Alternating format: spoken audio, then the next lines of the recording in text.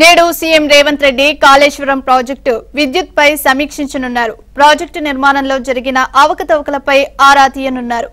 అయితే మేడిగడ్డ బ్యారేజ్ పిల్లర్లు కుంగిన ఘటన, కాళేశ్వరం ప్రాజెక్టు ఎత్తిపోతల పథకంపై ప్రభుత్వం సీరియస్ గా ఉంది. దీనిలో భాగంగా విజిలెన్స్ ఎన్ఫోర్స్మెంట్ అధికారులు ఏకకాలంలో జలసౌధ, మేడిగడ్డలో తనిఖీలు చేపట్టారు. ఇరిగేషన్స్ కార్యాలయాల్లో సోదాలు చేశారు. తిమ్మాపూర్ మండలం ఎల్ఎన్డి కాలనీలో కాళేశ్వరం క్యాంపు కార్యాలయంలో తనిఖీలు చేసిన అధికారులు మహాదేవ్పూర్ నీటిపారుదల శాఖ కార్యాలయంలో కీలక పత్రాలు స్వాధీనం చేసుకున్నారు.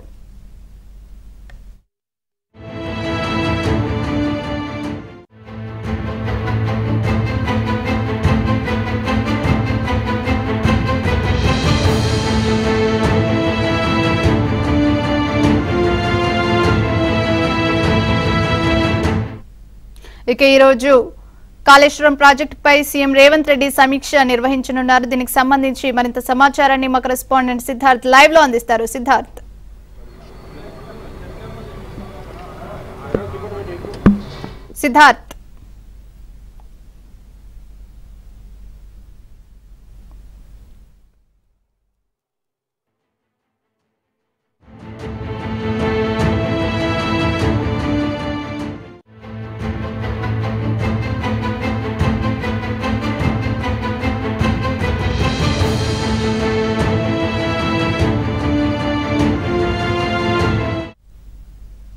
నేడు సీఎం రేవంత్ రెడ్డి కాళేశ్వరం ప్రాజెక్టు విద్యుత్పై సమీక్షించనున్నారు. ప్రాజెక్టు నిర్మాణంలో జరిగిన అవకతవకలపై ఆరా తీయనున్నారు.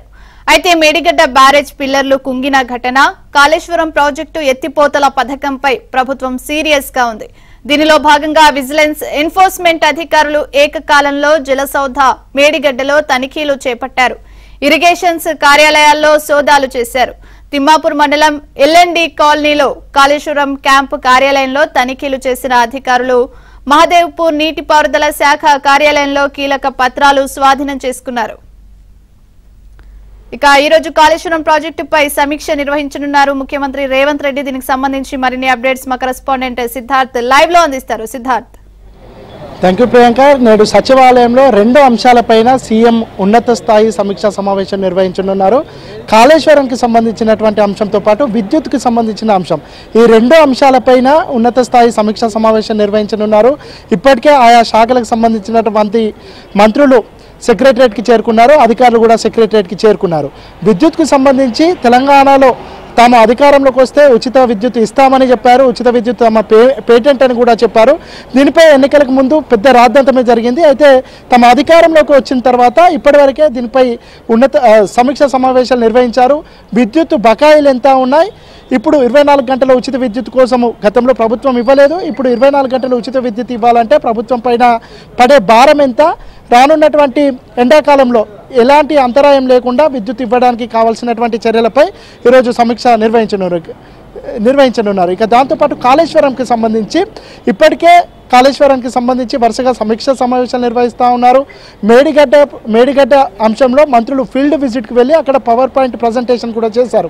ఇక దీనిపై జ్యుడిషియల్ ఎంక్వైరీ కోసం చీఫ్ జస్టిస్కి లేఖ కూడా రాసినట్టు మంత్రి ఉత్తమ్ కుమార్ రెడ్డి చెప్పారు. దీనిపై ఈ వారంలోనే జ్యుడిషియల్ ఎంక్వైరీకి సంబంధించి ఒక కమిటీ కూడా ఫామ్ అవుతుందని మంత్రి చెప్పారు.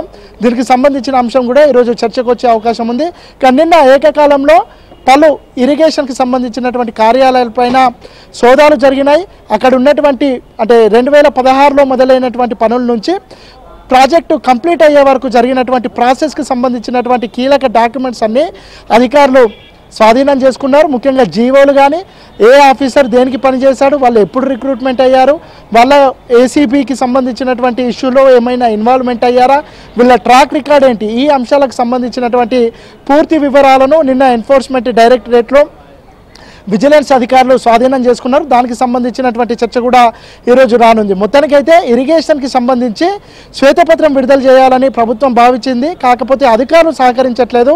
అధికారులను ఎవరిని అడిగినా సరైన ఇన్ఫర్మేషన్ చెప్పట్లేదు. కాబట్టి శ్వేతపత్రం విడుదల చేయడానికి జాప్యం జరుగుతుందని మంత్రులు చెప్తా ఉన్నారు. దీనికి సంబంధించి గతంలో జరిగినటువంటి తప్పులను సమీక్షించి ఎవరైతే తప్పులు చేశారో వాళ్ళకి ఖచ్చితంగా బాధ్యత వహించి వాళ్ళకు శిక్షలు పడేలా మేము చేస్తామని ఈ ప్రభుత్వం చెప్తా ఉంది. సో మొత్తానికైతే ఈ 2 అంశాలపైన కాసేపట్లోనే సచివాలయంలో సమీక్షా సమావేశం జరగనుంది. గత ప్రభుత్వం చేసినటువంటి లోపాలను ప్రజల ముందే ప్రొజెక్ట్ చేయడమే లక్ష్యంగా ఈ ప్రభుత్వం ముందుకు వెళ్తుంది. దాంట్లో భాగంగానే ఆర్థిక శాఖకి సంబంధించిన శ్వేతపత్రాలు విడుదల చేశారు.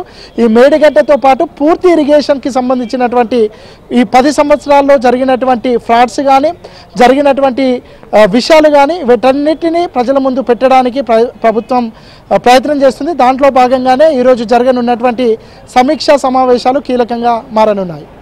Right, thank you for the update Siddharth.